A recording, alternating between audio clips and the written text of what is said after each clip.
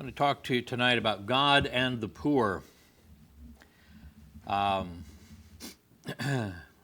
There's the word poor and the word pour.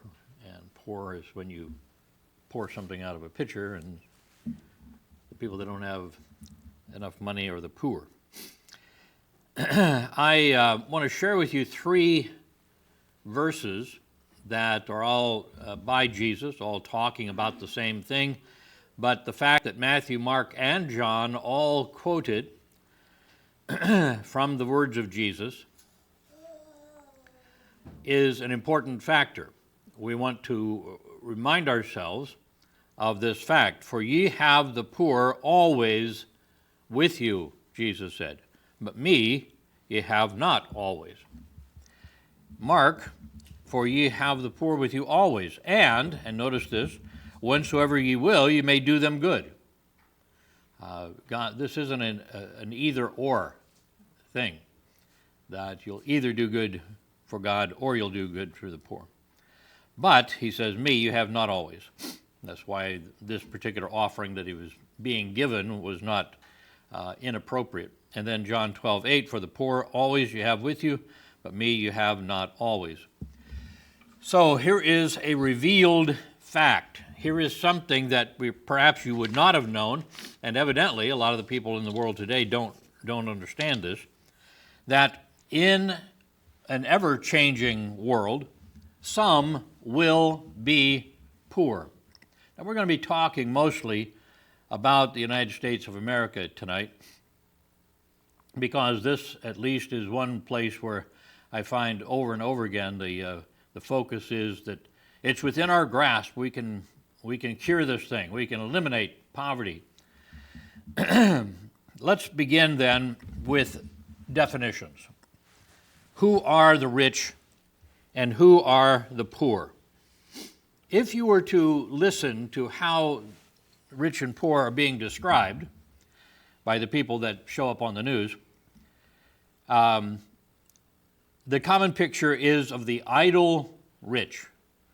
They have all their people doing all their work for them, and all they have to do is to figure out how to spend it on a beautiful yacht, a beautiful mansion, the next antique, and all these things that they have. And then, beside them, are the hard-working poor. But this hasn't been true since the 1890s. This is way behind the time. This is like the people that are always campaigning against slavery. And we haven't had that for a while here in the United States. Here's the fact.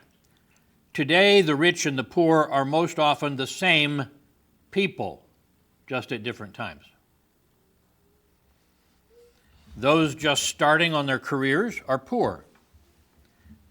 There's poor Phoebe, starting her career in forensic medicine, soon to be a major motion picture. Got a lot of series on all those, right? But when they reach the top of their earning power, they're in the top 20%. So it's in a process. Here's a statistic for you. 3/4 of those in the bottom 20% in 1975 were in the top 40% by some point in 1991. 3/4. They moved. Now, come up to year 2001, a household income of $84,000 a year, ranked in the top 20% of Americans. Okay? Those earning a little over $150,000 ranked in the top 5%. When you hear these percentages about the idle rich and the people that don't care and don't have to work and all this type of stuff, realize that somebody earning a little over $150,000 is ranked in the top 5%. Now, granted, that's a pretty good income, but it's not the common picture of the rich. Those with high incomes are not always accumulating great wealth. Many are rich one year and not the next. So definitions. Who are we talking about here? Let's set up a fake rich guy and hate him, and a fake poor person, and let's sacrifice everything for that person we invented. Let's get real. So let's examine this question about the idle rich and the working rich. Let's look at the statistics here. Only 3.5% of Americans have a net worth of $1 million. Now, net worth, as you probably know, includes household goods, clothing, pension plan. These are not the idle rich. Here's a fact that may surprise you. More upper-end wage earners work than do lower-end wage earners. Now, it's actually fairly well balanced, but there's more. Considering those who worked full-time and year-round, all right? In the year 2000, 3.9 million heads of households were in the top 5%, 3.9, while 3.3 million heads of households were in the bottom 20%. So it's still over 3 million, less than 4, but there's more wage earners working than lower wage earners. It's hard to say. So my point here is this: stop falling for the false definitions. Stop believing that there's people whose only work is to go to the boardroom, smoke cigars, and have people, put out of work, thrown out of their apartments. What about all the poor? Well, only about 3% of Americans are in the bottom 20% over a period of years. As I said, they're in transition, up or down, and to say that they are in that bottom 20% for over a period of years, and they are in that bottom 20%, only 3%. Only 3%. And many of these are the professional poor. These are the people that work hard at getting welfare and handouts. This is not a huge problem. 3%. Now, anybody that's suffering is a bad thing. But the revelation of God is that at any point in time, take a photo of people's earnings, and some will be poor. The third thought, then, is what causes the changes? And the answer that they would like to say is it's manipulated by the rich to keep the other people poor. But in an economy of competition, which we have here in the United States, the growth of new industry and technology displace some older jobs. Efficient businesses edge out those that are not. At any given time, in a competition, there are winners and losers in a competitive economy. Now, this competitive condition actually is the true war against poverty. Wealth is the only victory over poverty. Equality is no victory over poverty. Equality would be dividing everything evenly, and it ends up that everybody would have less than they would want. As wealth grows, businesses and technologies change. So, what am I talking about? Well, when automobiles became mass-produced, it edged out the horse and buggy industry. I mean, just think of the whining, for the master buggy whip maker who put his lifetime into doing this and so on. Yeah, but we don't need a buggy whip when we're driving our car. And the car was better. While it cost more to put gasoline in than it did to feed them hay, I suppose, all in all, it was just a lot better. When electricity became widely available, it edged out the whaling industry. They were getting the oil out of the whales and using it in the lamps. I guess that made really good light in the dark. I'm happy they stopped killing the whales, you know. When personal computers became available, it edged out typewriters. You can still buy typewriters because some situations still need it. We were finding out that to do work acceptable to the United States government, you had to use a typewriter, put in carbon paper and the whole thing. But for the most part, the personal computers edged it out. So this is the true path to defeat poverty, to encourage growth, to encourage the change. And then for the people who are excellent at buggy whip making, to bring them over, train them in the area of automobile something or other. Maybe antennae making or something, I don't know. But the idea is that there's a place for them to go. It's not dead for them. Now, if you spent your whole life learning about buggy whips, you may not be interested in that, but you're going to try to get your kids interested in the automobiles because that's the future. Now, let me start picking on people. Number 4, the false promise of ending poverty. Here's the fact of things. Politicians promise to eliminate poverty. God says we will always have the poor. One of them is wrong, and it isn't God. The War on Poverty is the name for legislation first introduced by President Lyndon B. Johnson during his State of the Union address, January 8th, 1964, 55 years ago.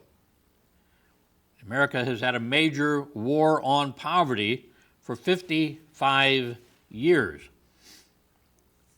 Look around, it's still here. This has transferred literally billions of dollars from wage earners to welfare recipients. Instead of eliminating poverty, it has created an entire community of people dependent on the government for their livelihood. This is a way of life with these folks. I worked in insurance out in Denver when I was going to school, and my job was to go around and collect monthly their insurance premiums. I did that because they wouldn't send it in themselves. They didn't have any electronic fund transfer or that type of thing. And if I didn't get there right after the welfare checks came, then actually the very next week, all that money would have been spent. So I have to wait for another month. So this is a way of life. It's a way of life where some money is kept and used, but for the most part, these people have been convinced that everything's stacked against them, that they cannot make it on their own. I find this to be the most horrible discrimination I've ever heard of. The race that produced George Washington Carver and a number of other wonderful, brilliant people. Even today, look in the high-end areas of businesses, you're going to find many black people. And for a group to sit there and say, well, you owe it to us and we can't make it on our own. You can. It's obvious you can. What's keeping you down is a welfare state.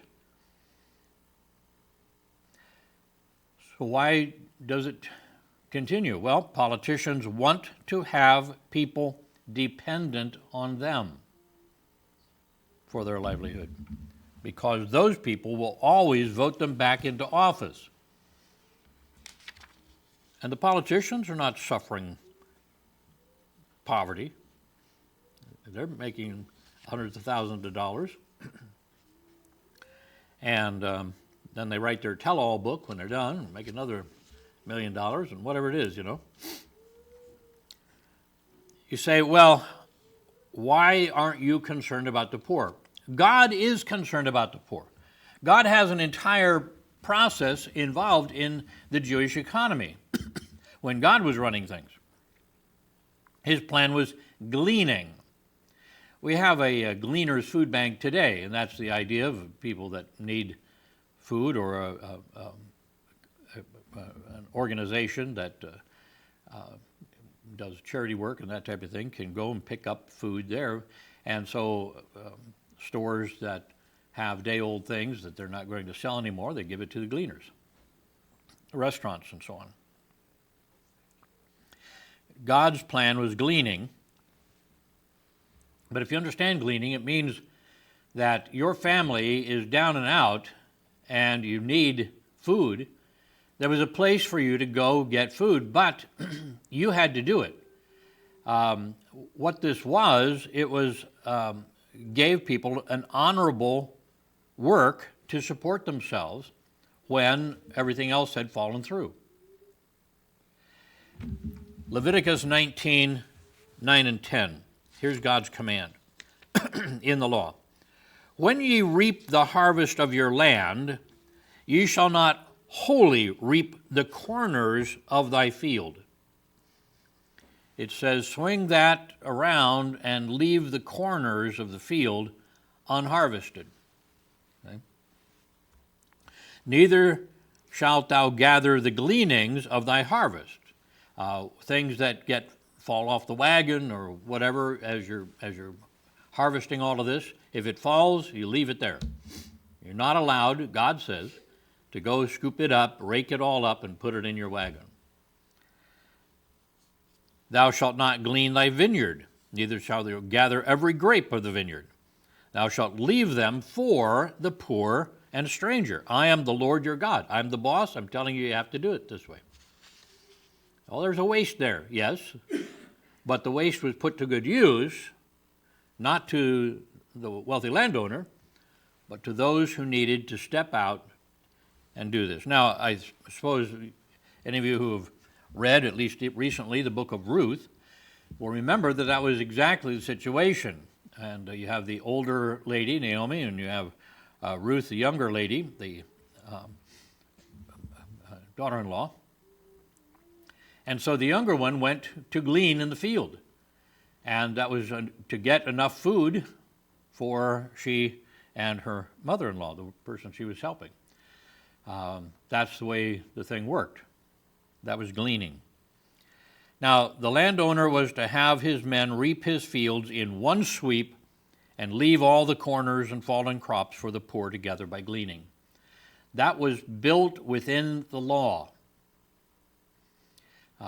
Here was charity, but not a charity that eliminated honorable work. Politicians gain power by siding with those who are losing. I found this example. At one time in India, the Congress Party was in power in the state of Karnataka and out of power in the state of Andhra Pradesh. So two different areas, in power, one out of power. Both states proposed raising the price of electricity. An opposition party led street demonstrations against the Congress Party in the one place when the Congress Party was in charge and they were wanting to up the price of electricity. An opposition party led street demonstrations against them. But in the one where they weren't in power, they led street demonstrations against the party that was in control. I want you to think about what that meant. That meant that neither authority was actually operating on principle. They were against raising electricity. No, they were trying to poise themselves as for the underdog and took opposite positions at the same time in different states. They simply played to popular sentiment. This is the way this thing works. So when you have rich people funding demonstrations against rich people, you know something's up. Now, if that is not the focus of government to eliminate poverty, what is the proper focus of government? Let's look at the proper focus of government, and God has given us pretty clear instructions about our relationship with the government. Look with me at 1 Timothy 2, 1 and 2. I exhort, therefore, that first of all, supplications, prayers, intercessions, and giving of thanks be made for all men. And he's talking about all kinds of men here, because he then says, for kings and for all that are in authority. And what are we praying for? That we may lead a quiet and peaceable life in all godliness and honesty. John Gill emphasizes here, at least so dispose their hearts and minds, the leadership, that they might stop the persecution, and so saints might live peaceably under them, enjoy their religious liberty, and be encouraged in their moral conversation, their moral way of life. We'll get this then. The divine concept shows what we should expect from government.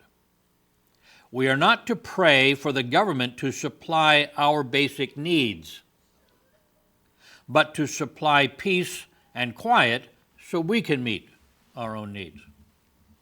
God's meeting the needs of the believer, you see, but we want the peace to go to work, bring home a paycheck.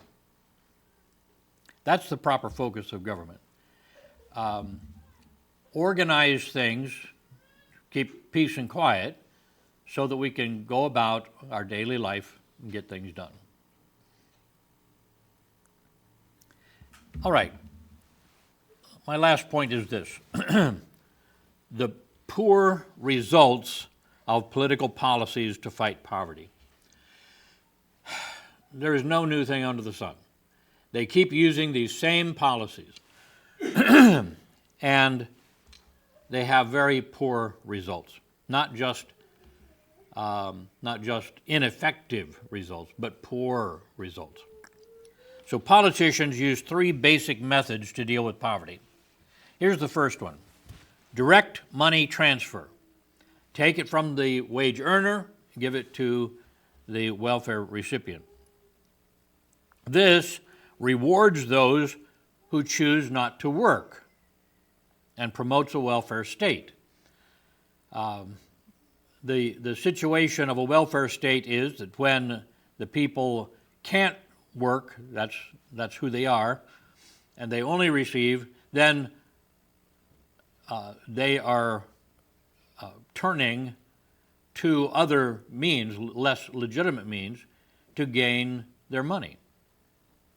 And so you have the gangs, you have the ghettos and so on, notorious for their gangs and for training people in gambling and drug use and so on. So all of this, and just the fact that you're taking money out of the pocket of the wage earner, it contributes to higher costs, since businesses and wage earners pay higher taxes to supply the government with this money. Now, when costs go up, then society suffers. And who suffers most? People that have limited income. So all of the time they're taking money out of the people that are wage earners increasing their taxes, then the money has to come from someplace. It doesn't materialize into thin air. It's not Uncle Scrooge's vast warehouse of gold coins. So it suffers with a large group of the idle poor, and they tend to illegal methods of getting ahead. The people that are hardworking and so on, they're interested in being left alone, work hard, and save their money. So direct money transfer, this leads to a bad situation. Secondly, the limiting of prices, wage restriction and price cost limitations. This reduces competition and results in so-called shortages and loss of quality. It was in the 70s, I believe, when we found all the gasoline shortages and all the stuff, and we have as much now as we had then, and as much then as we had before. It's just that the restrictions, these restriction of prices, limiting of prices, had a bad effect on the economy. When commodities are increasingly in demand, then the supply runs short. You buy it off the shelf and it's not on the shelf anymore. Somebody was just telling me that because of this winter storm coming up, they went to Kroger's and they had entire shelves that were empty. People would come in and prepared for their hibernation, I think. So when they are increased in demand, the supply runs short. So then the increased effort to supply the needed commodities causes higher prices for a while. That's the way this thing works. They have to put on more people to make more stuff. With gasoline, when it would run short, and they have a process to pull the oil out of the oil shale. It's not the easiest way. Just punch a hole in the earth and the oil spouts up. You have to do some processing. You have to harvest the shale. You have to crush it. You have to put it in a sucking machine and get the oil out of there. And it works. There's lots of oil in the oil shale, but it costs more to do it. When the price of oil goes down, then they shut down the oil shale things, or they restrict it. But that's the way this thing works. So you pay higher prices when the commodities run short. So if the government artificially restricts prices, then they can't put on the extra people to make them more. They can't add to their cost the sucking of the oil out of the shale. So then the supplies run short. At that price, we can't fulfill the need. The suppliers then will cast about and find a lower quality, cheaper item that they can supply in its place. And very often that means buying overseas, buying the cheaply made stuff in places that's places of what do they call them, the sweatshops, you know, that a lot of the people that are all about restricting prices are being aghast to realize that what the cheap stuff they're buying now is actually from the sweatshops. And then the third and last is the raising of minimum wages. They say, well, obviously all we need to do is to tell them to pay more for the untrained workers. These guys that couldn't go through college, couldn't get their degrees, couldn't get their expertise and all that stuff. Just mandate that they have higher wages. Let me ask you to imagine that you are the business leaders, and now you're buying your workers. You're trying to find a cost-effective worker to work for you. Now, raise the minimum wage so you can choose higher skilled people or low skilled people, and you're going to have to pay them the same or nearly the same. So you bring the lower skilled person in here, and it takes him longer to do the work. The higher skilled person can get it done. So who are you going to pick? See? This is what the business does. If they must pay the lower skilled people as much as the higher skilled, it's foolish to hire the lower skilled people. You don't get as much good work done. So do you catch what this means? The ones who are supposed to benefit are the ones who suffer. The ones who got the higher minimum wage are not going to be hired. This is why labor unions support minimum wage legislation. None of their members make minimum wage. So, higher minimum wage prices unskilled labor out of the market. This is why the public school teachers' unions supports minimum wage, because it keeps the young, inexperienced potential workers out of the job market longer, and so they stay in school longer. It keeps the teachers' union members in demand longer. This is not to the real benefit of the ones who are supposed to have gained this. Then the cost of making things goes up if you're hiring minimum wage people. And so the minimum wage didn't didn't give them any value because they had to pay higher prices for what they normally buy. So within the plan of God, there is that, like the gleaning and the care, the loving care for the poor, that handles this without making it legislation. And when we mess with the legislation, then it actually hurts the ones that we're supposed to be helping because they can't see ahead as well as God did. God and the poor. Well, let's bow for prayer.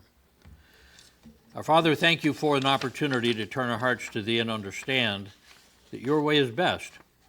Men think that they can go around and alter the way things are, but in fact, they only do damage. Because it seems popular, they keep getting elected. Now I ask, Father, You might help us as Christians to recognize we're not just right-wing politicians.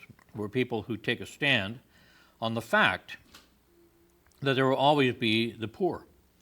It is not our job to help a government support legislation that eliminates poverty. It's not possible. Now I ask that You might help us then, Father, to be the kind of people that are all for true charity when we have enough to give.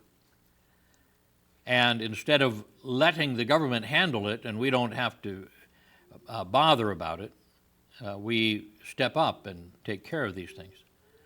But Father, we pray that You might help us then to recognize that the great push we see today of using legislation to eliminate poverty is a fool's errand, one that cannot succeed, one that has not succeeded, and one that actually hurts the economy and therefore hurts the very people that it's supposed to help. With heads bowed, eyes closed, I wonder if you would say, Pastor, I recognize that, in fact, I have been led astray by whoever is preaching this thing of ending poverty.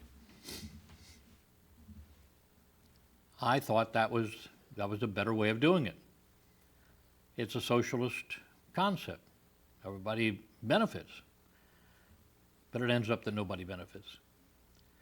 So I'm going to bow to what God says, recognize that the poor are always going to be with us, and I might be one of them, and then somebody else might be one of them.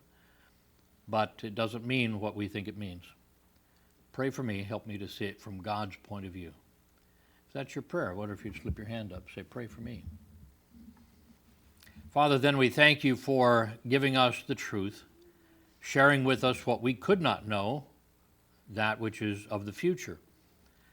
And when Christ said that we will always have the poor with us, we know that that looks on down the line to the very end of human government. Now I ask that you might help us then to be wise, to be careful, to ask, be in prayer for our government, that they would stop attaching themselves to every part of our life, to leave us alone, to let us live lives quiet and peaceful and dignified lives that can serve you. We pray thy blessing then in Jesus' name. Amen.